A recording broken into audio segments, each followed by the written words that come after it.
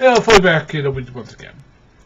And I'm talking about a subject I'd rather not be talking about, namely Darwin's Deity, sorry. Now the thing is that, when talking about Darwin's Deity in the past, I've always put on the gloves and be nice about it, because the thing is that I like to be civil, because, you know, the internet, we sure try and be civil, but not now.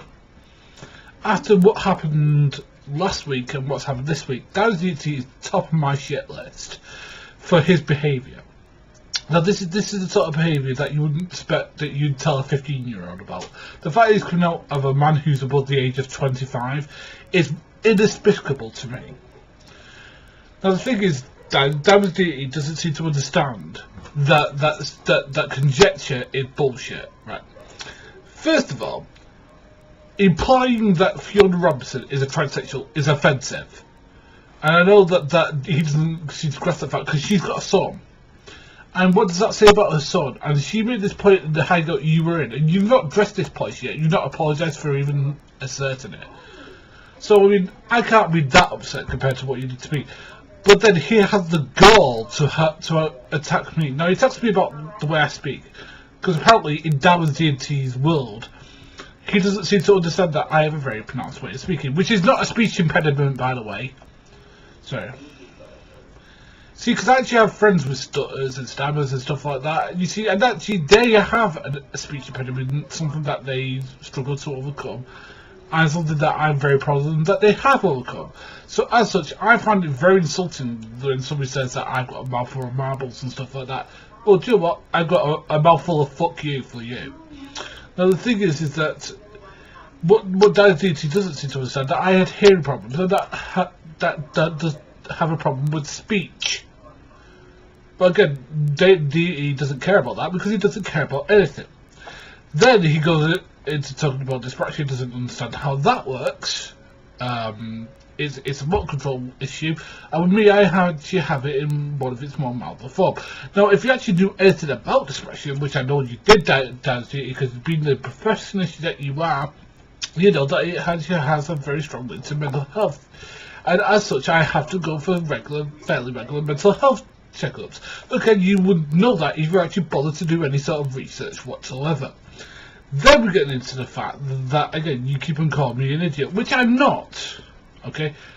Some things I'm stupid about, some things I'm intelligent about. It depends what you're talking about. Now, you keep on saying, I know nothing about science. Well, compared to someone like a Jade or a Fiona, yeah, I'd agree that's the case. But compared to you, I'm a flaming PhD in flaming physics. You know, I understand how science works. I understand how the laws of physics work. I understand that the laws of thermodynamics are substantial laws, and you have to prove they're not. That it is not observation. It's based upon mathematical proofs which have been proven by someone who was a genius. And by the way, Leibniz was a Christian, just so that we get that out of the way.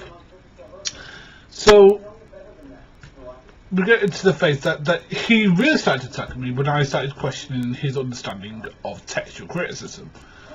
Because his understanding of textual criticism is at best poor, and I'm the idiot. I'm the idiot because I don't believe in the Trinity. For example, because I don't take a Byzantine-only position. And a lot of people who don't take a Byzantine-only position are not Trinitarians. I'm sorry to burst your bubble there, Mr. Darwin's dumbass, but that's the truth of it.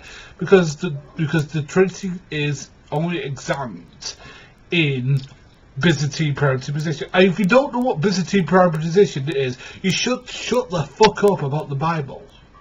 About how it was written, how we should understand it, shouldn't you? Because what the because I actually know what the Byzantine position is. And why is it important? I also know what the Alexandrian is. So do you want to really debate me on this, where it's actually structured?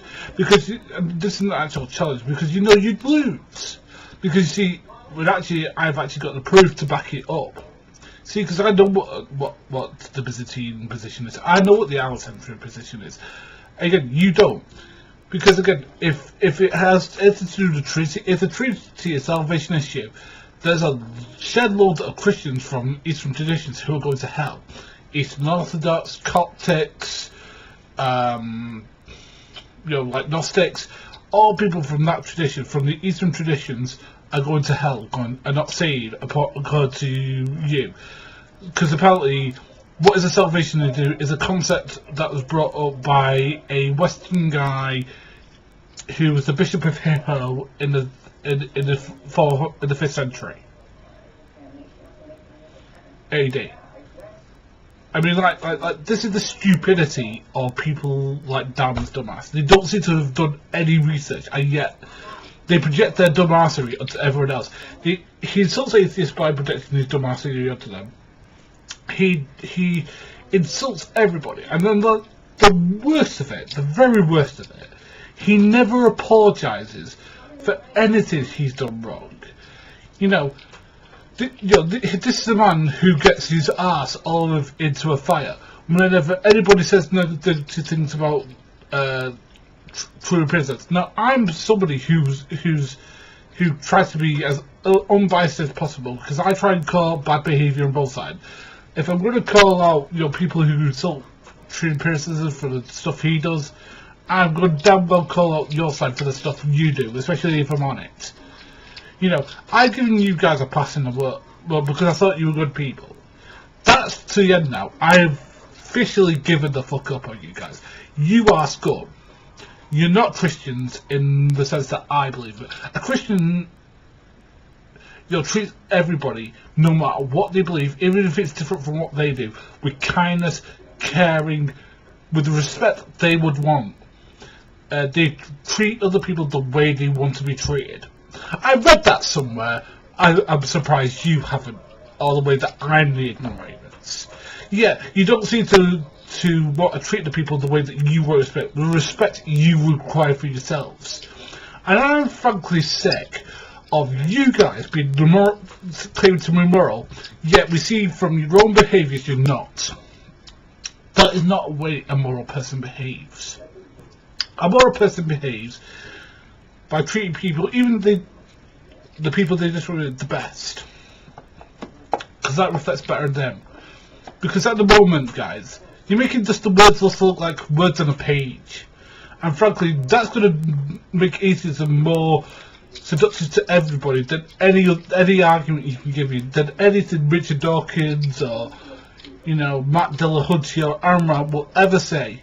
You're making the best case for atheism out there, because you're just making it look like words to paste, like his words don't even mean anything to you. They mean no hell of a lot to me. You disgust me.